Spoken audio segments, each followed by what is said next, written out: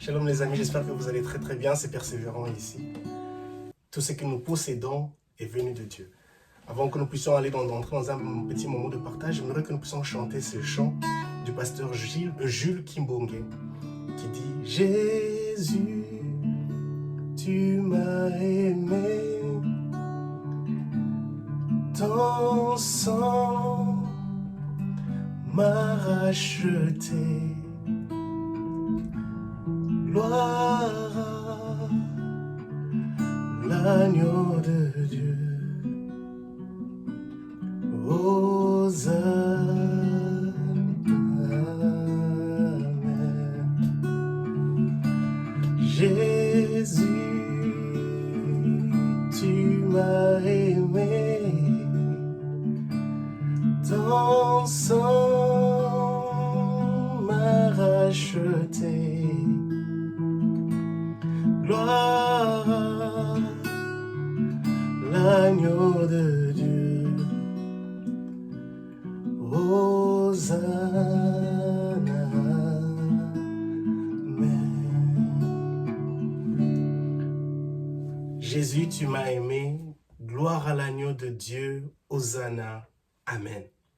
Eh oui, Hosanna, Amen. Je bénis le Seigneur pour sa grâce, je suis persévérant mon polo, c'est un plaisir pour moi d'être devant vos écrans. En ce jour, j'aimerais juste nous partager quelque chose avec nous dans le livre de 1 Corinthiens chapitre 4, à partir du verset 7. Le livre de Corinthiens, c'est l'apôtre Paul qui écrit cette lettre à l'église de Corinthe. 1 Corinthiens chapitre 4, le verset 7. 1 Corinthiens chapitre 4, j'ai dans la version parole vivante. Je lirai dans la version parole vivante. 1 Corinthiens chapitre 4, le verset 7, la Bible dit ceci. Je m'adresse là à chacun en particulier. Toi, mon ami, dis-moi, qui t'a donné une supériorité sur les autres? Par quoi te distingues-tu? Tu te vantes de posséder certains privilèges, des connaissances particulières. Mais de qui les tiens-tu? Qu'as-tu qui ne t'est donné? Mais si tu as tout reçu gratuitement, pourquoi t'en vanter comme si tu l'avais acquis par tes propres efforts? C'est l'apôtre Paul qui s'adresse à nous ici en ce jour. Il dit, je m'adresse à chacun en particulier. Aujourd'hui, Dieu s'adresse à vous et moi en particulier. Par rapport à ce que nous avons, par rapport à ce que nous avons obtenu de lui. La sagesse, l'intelligence, l'amour, la joie, la paix, la stabilité, l'élévation, la tranquillité, l'émergence, l'opulence. J'aime beaucoup ce terme, l'opulence, dans plusieurs domaines de nos vies. L'apôtre Paul s'adresse à nous, je m'adresse là à chacun en particulier. Il dit, mais de qui les tiens-tu? Qu'as-tu qui n'était été donné? Qu'avons-nous que nous n'avons pas reçu cela de Dieu? Ce que nous possédons aujourd'hui nous a été donné par Dieu. La vie, le souffle de vie nous a été donné par Dieu. Personne ne peut brandir et dire que ce qu'il a reçu n'est que le résultat de ses propres efforts. C'est vrai, nous appliquons nos efforts, mais ces efforts-là, cette force-là que nous possédons vient de Dieu. Il est important pour nous de savoir rendre gloire à celui qui nous a donné tout ce dont nous possédons. Même le plus petit de rendement, le plus petit de revenu, même tout ce que nous pouvons minimiser, vient de Dieu. Nous devons avoir ce cœur de reconnaissance pour dire « Jésus, tu m'as aimé, ton sang m'a racheté. Gloire à l'agneau de Dieu. Hosanna, Amen, à celui qui vit et qui règne. » Mais je me aussi ajouter à ce texte dans le livre de Luc chapitre 17. Luc chapitre 17. Luc chapitre 17. C'est une histoire merveilleuse dont nous en connaissons. Et ceci est très important pour nous d'avoir une certaine reconnaissance envers celui qui nous a fait du bien. Luc chapitre 17 à partir du verset 11 jusqu'au verset 19. Je lis toujours dans la version parole vivante. La Bible dit, au cours de son voyage à Jérusalem, Jésus longea la frontière entre la Samarie et la Galilée. Verset 12, à l'entrée d'un village dit lépreux, vinrent à sa rencontre, puis ils s'attèrent à la distance prescrite. Ils se mirent là à supplier à haute voix, « Jésus, Maître, aie pitié de nous. » En les voyant, Jésus leur dit, « Allez vous montrer aux prêtres. » Pendant qu'ils allèrent, ils furent guéris de leur lèpre. Verset 15, l'un d'eux, constatant qu'il avait recouvré la santé, revint sur ses pas, chantant bien haut les louanges de Dieu. J'aime bien ça. Revint sur ses pas, chantant bien haut les louanges de Dieu. Verset 16, il se prosterna aux pieds de Jésus, le visage contre terre, pour lui témoigner sa gratitude. Or, c'était un Samaritain. Un Samaritain. Alors Jésus lui demanda, « Tous les 10 n'ont-ils pas été guéris? Où sont donc les 9 autres? » Le verset 18, « Il ne s'est donc trouvé personne, sauf cet étranger, pour revenir louer Dieu et le remercier pour ce qu'il a fait. » Verset 19, « Puis s'adressant à ces Samaritains, il lui dit, « Relève-toi et va, poursuis ton chemin. Ta foi en moi t'a sauvé. » Quel passage merveilleux. On voit ici un étranger. J'aime bien ce passage où Jésus parle de la gratitude, de l'ingratitude de l'être humain. Et ceci est très, très important pour nous de comprendre que nous devons faire un effort de ne pas être ingrats vis-à-vis de ce que Dieu fait pour nous. Et vous allez le constater avec moi que Jésus, au verset 17, il est même surpris. Il est surpris de voir qu'il n'a... Donc, il y a 10 lépreux, mais il n'y a qu'une seule personne qui revienne vers lui. Jésus est surpris. Jésus est surpris du niveau de ton ingratitude vis-à-vis de son amour pour toi, vis-à-vis de sa bénédiction pour toi. Il est surpris, ça lui étonne de voir que nous continuons à garder cette ingratitude vis-à-vis de ces merveilles qu'il manifeste vis-à-vis de notre personne.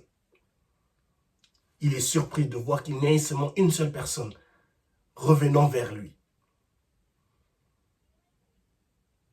Et l'une des caractéristiques dans ce passage de Luc chapitre 17, le verset 11 à 19, c'est que c'est un étranger.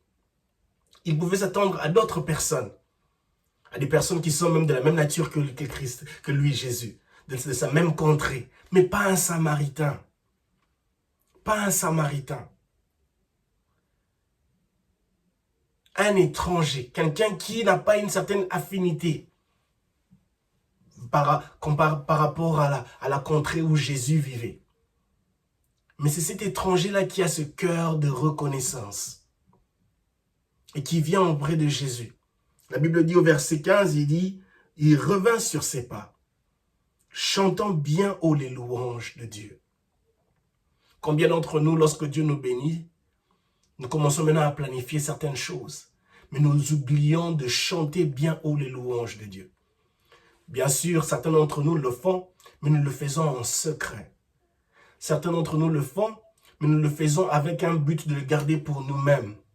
Je ne demande pas d'exposer votre vie, d'exposer toutes vos victoires. Mais bien aimés dans le Seigneur, il y a plusieurs moyens pour exprimer notre louange publiquement.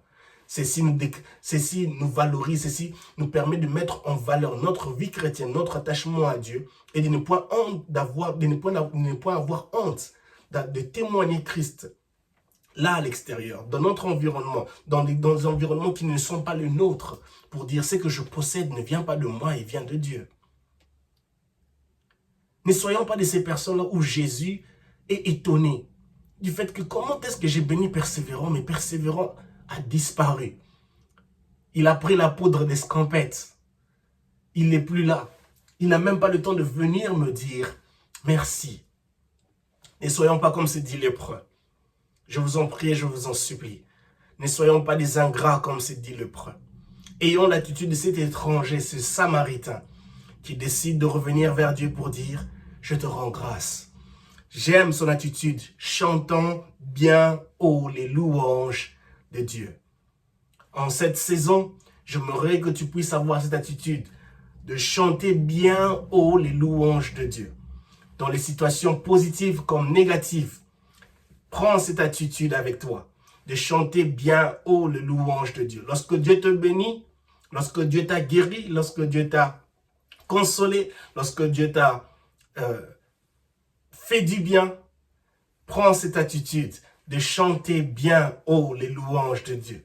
Et que cette adoration, cette louange soit aussi un moyen, un instrument d'évangélisation pour dire à ces personnes, à ces incrédules, que ce que j'ai obtenu ici, c'est un miracle de Dieu qui va au-delà de l'entendement humain. Et ceci est capable de se réaliser dans ta vie si tu décides de donner ta vie à Jésus-Christ. Je nous en supplie et je vous en prie, mes bien-aimés dans le Seigneur. Ayons cette attitude de reconnaissance auprès de Dieu. Quand il nous bénit, rentrons vers lui et disons, Seigneur, je te dis merci. Je te rends grâce. Je te couronne, je te célèbre. Et Jésus, au verset 19, s'adresse au Samaritain en disant, il lui dit, relève-toi et va, poursuis ton chemin. Ta foi en moi t'a sauvé. Notre foi en Christ nous sauvera.